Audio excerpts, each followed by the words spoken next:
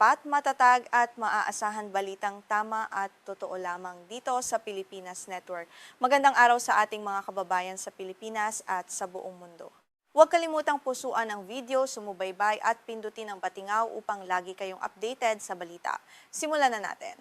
Isang pamilya na may 6 na miyembro ang nasawi sa Gaza City matapos ang airstrike ng Israel. Agad na binawian ng buhay ang isang ama, kaniyang asawa, at 4 nilang mga anak nang masunog ang kanilang tahanan. Ang trahedyang ito ay naganap sa kabila ng kasunduan para sa tigil putukan na sinuportahan ng Estados Unidos mahigit 9 na buwan na ang nakalipas na nagpapakita ng patuloy na karahasan sa rehiyon. Ayon sa mga mediko sa Gaza, ang malagim na pag-atake ay tumama sa bahay ng pamilya sa kapitbahayan ng Sabra. Kinilala ang mga nasawi na sina Firas Al-Masri, ang kanyang asawang si Salsabel, kasama ang kanilang 3 anak na babae at 1 anak na lalaki. Ang biglaang pagkawala ng buong pamilya ay nagdulot ng matinding lumbay at galit sa kanilang komunidad na matagal nang nagdurusa sa ilalim ng walang humpay na digmaan.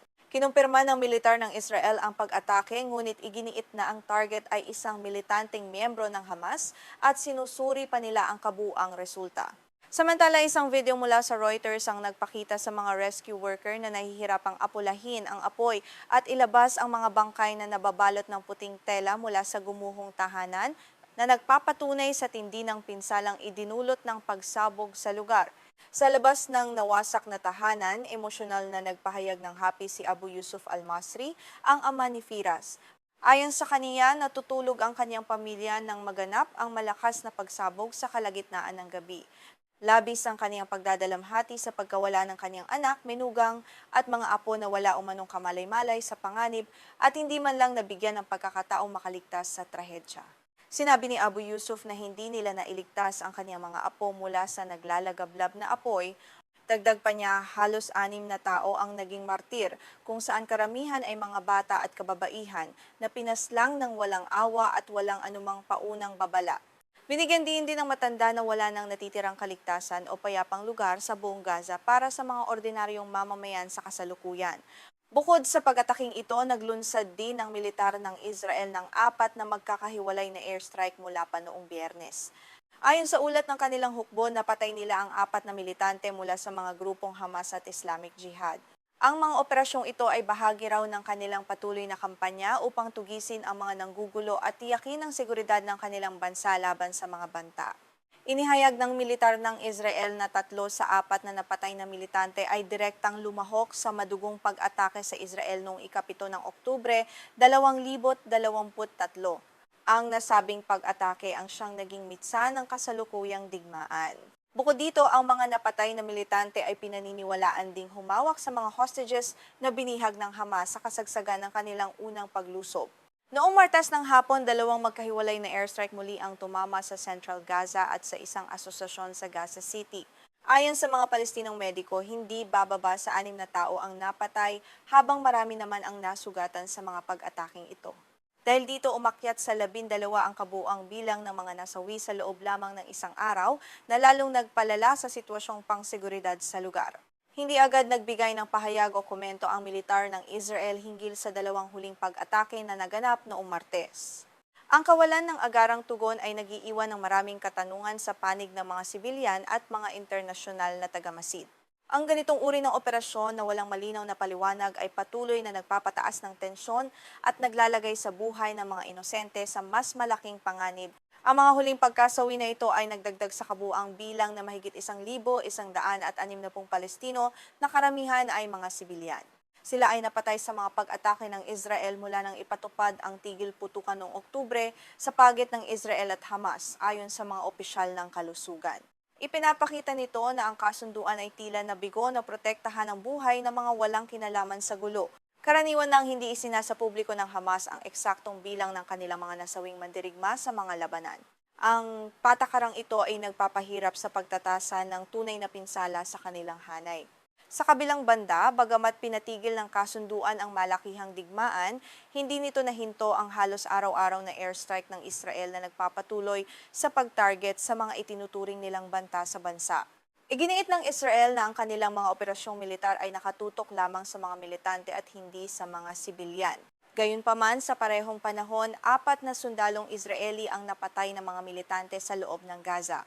Ang palitan ng temang ito ay nagpapakita na ang cycle ng karahasan ay mahirap maputol, kung saan ang bawat panig ay may kani-kanilang dahilan upang ipagpatuloy ang paggamit ng puwersa. Ang mga tagapamagitan tulad ng Egypt, Qatar, Turkey at Estados Unidos ay patuloy na gumagawa ng paraan upang isulong ang plano ni Pangulong Donald Trump para sa kapayapaan sa Gaza. Ang planong ito ay naglalayong tuluyang wakasan ang madugong tunggalian sa pamamagitan ng mga diplomatikong hakbang. Gayunpaman, sa kabila ng pagsisikap, napakaliit pa rin ang progreso na nakikita upang maipatupad ito sa lalong madaling panahon. Kabilang sa mga pangunahing probisyon ng panukalang kapayapaan ang tuluyang pagdidisarma sa grupong Hamas at ang pag-alis ng mga tropang Israeli mula sa mga nasasakupang teritoryo sa Gaza. Ngunit ang mga kondisyong ito ay nananatiling mahirap tanggapin para sa magkabilang panig. Dahil dito, ang mga pag-uusap ay madalas na nauuwi sa kawalan ng kasunduan habang ang mga sibilyan sa lupa ang patuloy na nagdurusa. Nagsimula ang malawakang digmaang ito ng salakayin ng mga mandirigmang pinamumunuan ng Hamas, ang katimugang bahagi ng Israel. Sa nasabing pag-atake, humigit kumulang 1,020 tao ang napatay, habang nasa 250 bihag naman ang dinala sa Gaza, ayon sa mga tala ng pamahalaan ng Israel. Ang pangyayaring ito ang nagtulak sa Israel na maglunsad ng isang malawakang ganting salakay. Ang sumunod na opensiba ng Israel ay nagdulot ng matinding pinsala at nag-iwan ng mahigit 73,000 Palestinong patay ayon sa ulat ng mga opisyal ng kalusugan sa Gaza. Ang iwan ng mahigit pinsala at ng patay ayon sa ulat ng mga opisyal ng kalusugan sa Gaza.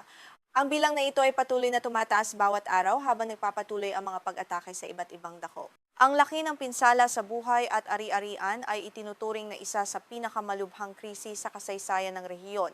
Sa kasalukuyan, halos lahat ng 2 milyong mamamayan ng Gaza ay napilitang lumikas at naninirahan na lamang sa isang maliit na bahagi ng lupain sa kahabaan ng baybayin.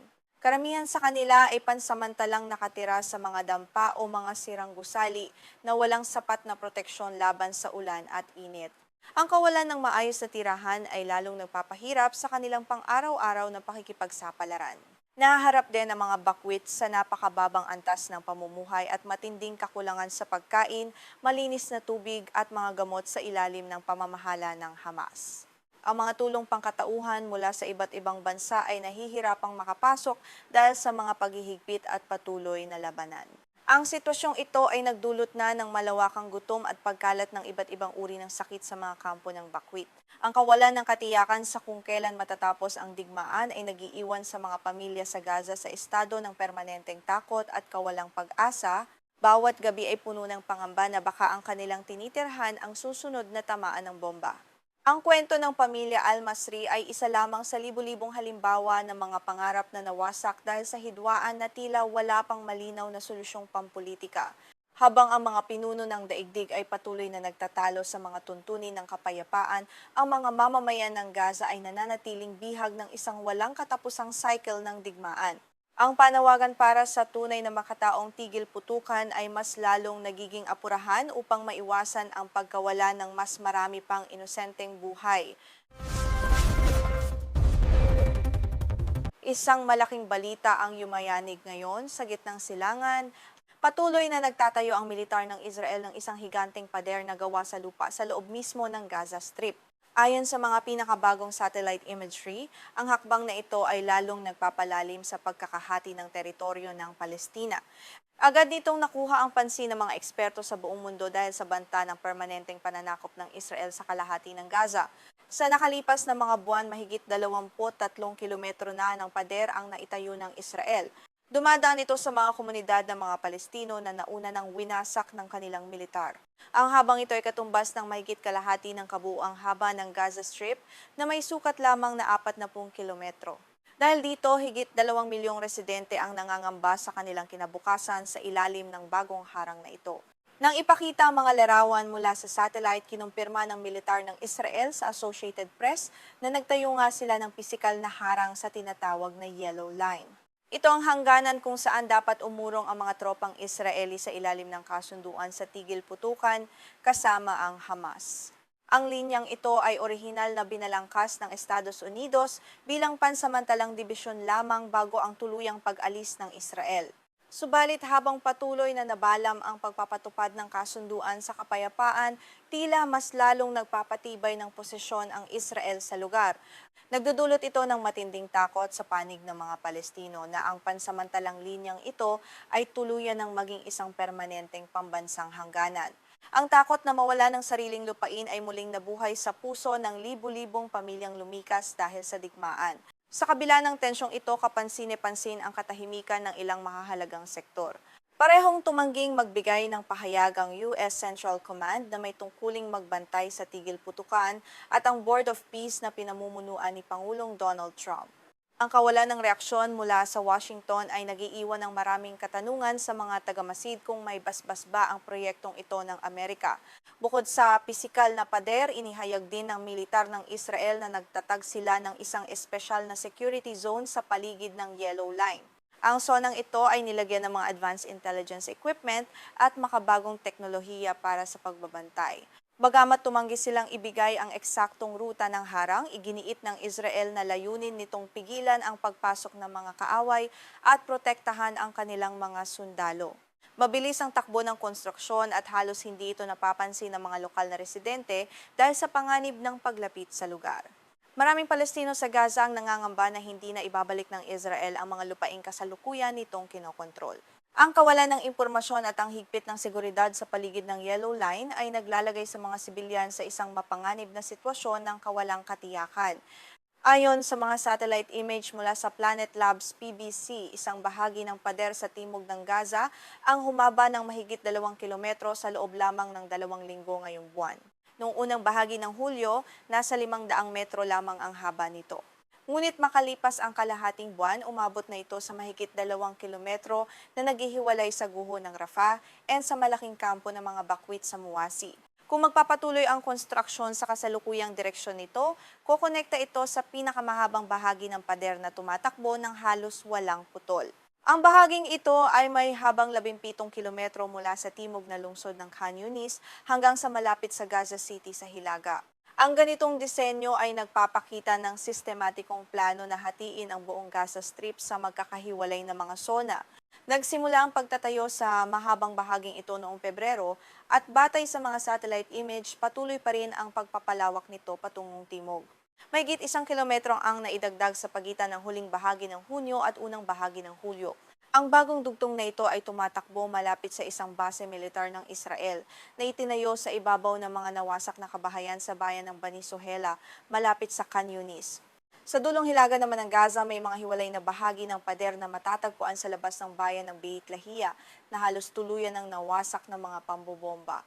Ang taas ng mga pader na gawa sa lupa ay hindi pa rin matukoy ng malinaw sa kasalukuyan. Sa ilang mga estratehikong lugar, ang mga harang na ito ay tila lumampas pa sa orihinal na Yellow Line na lalong nagpapalawak sa teritoryong kontrolado ng Israel. Sa kabila ng Yellow Line na kontrolado ng Israel, halos wala nang natitirang buhay. Ipinapakita ng mga larawan mula sa kalawakan na tuluyan ng winasak ng mga bulldozer at pampasabog ng Israel ang karamihan sa mga gusali. Maraming bayan ang literal na nabura sa mapa, kabilang ang lungsod ng Rafah na dating tirahan ng mahigit 1,400,000 tao. Ang mga residente doon ay napilitang lumikas sa mga masisikip na kampo. Sa ibabaw ng mga guho ng mga bayan ng Palestina, naglatag ang militar ng Israel ng mga bagong kalsada at nagtayo ng mga bagong base militar. Maging ang mga lupang pang-agrikultura na dating pinagkukunan ng pagkain ng mga mamamayan ay tuluyan ding sinira. Ayon sa depensa ng Israel, ang malawakang demolisyong ito ay kinakailangan upang sirain ang mga infrastruktura na ginagamit ng grupong Hamas para sa kanilang operasyon. Ang tinatawag na Yellow Line ay hindi kailanman binigyan ng malinaw na definisyon sa kasunduan o ng mga opisyal ng Israel at Amerika. Dahil dito, hindi naging pare-pareho ang pagmamarka nito sa lupa. Sinabi ng militar ng Israel sa AP na sinisikap nilang markahan ng malinaw ang ruta upang maiwasan ang komprontasyon at maprotektahan ng mga sibilyan, ngunit sa katotohanan ay marami pa ring buhay ang nawawala dahil sa kalituhan. Maraming Palestino ang binaril at napatay ng mga sundalong Israeli nang lumapit o sumubok silang tumawid sa misteryosong linyang ito. Depensa ng militar, pinapaputukan lamang nila ang mga pinaghihinalaang militante na nagbabanta sa kanilang seguridad. Subalit kabilang sa mga nasawi ay mga bata at iba pang sibilyan na walang kamalay-malay sa umiiral na hangganan dahil sa malalabong utos na barilin ang sinumang tumawid. Mula nang magsimula ang tigil putukan, mahigit 1,100 Palestino na ang napatay ng mga puwersang Israeli. Karamihan ay dahil sa mga airstrike at pag-atake ng mga drone sa buong Gaza. Sa kabilang banda, 5 sundalong Israeli naman ang nasawi sa mga pag-atake ng mga militante sa parehong panahon. Ang walang humpay na karahasan ay nagpapakita na ang kasunduan sa kapayapaan ay nananatili lamang sa papel. Kamakailan lamang isang strike ng Israel sa Gaza City ang pumatay kay Firas Al-Masri, sa kanyang asawa at sa kanilang 4 na anak na may edad 6 hanggang 13. Ayon sa ospital ng Shifa, idinahilan ng Israel na target nila ang mga militante ng Hamas sa lugar. Ang kapatid ni Firas na si Ahmad ay nagkwento sa masakit na karanasan nang marinig ang huling sigaw ng mga bata habang tinutupok ng apoy ang kanilang bahay. Sa ilalim ng kasunduan, inaasahan na dapat ay unti-unting iurong ng Israel ang kanilang mga tropa sa pinakagilid ng Gaza upang palitan ng isang internasyonal na puwersang pangseguridad. Gayunpaman, ang pagpapatupad nito ay buwan nang nakatigil. Ang kawalan ng tiwala sa pagitan ng magkabilang panig at ang patuloy na pagtatayo ng mga permanenteng istruktura ng Israel ay lalong nagpapalayo sa pangarap na kapayapaan sa rehiyon. Isang dating diplomat ng United Nations na namamahala sa koordinasyon ng tigil putukan ang nagturo ng isyu sa kabiguan ng Hamas na isuko ang kanilang mga armas. Ang mga negosasyon upang makabuo ng formula para sa pag-disarm sa grupo ay halos walang naging progreso. Sa kabilang dako, pinararatangan naman ng Hamas ang Israel ng tahasang paglabag sa mga tuntunin ng tigil putukan sa pamamagitan ng patuloy na agresyon. Nagsimula ang digmaang ito matapos ang pag-atake ng Hamas noong Oktubre 2023 na kumitil sa buhay ng mahigit 1,000 tao. Ang naging tugon ng Israel ay nagbunga naman ng pagkasawi ng mahigit 73,000 Palestino ayon sa Ministry of Health. Habang patuloy na nagtatayo ng paderang Israel, ang pangarap ng mga Palestino para sa isang malayang estado ay tila unti-unti ring nabubura sa likod ng mga harang na lupa.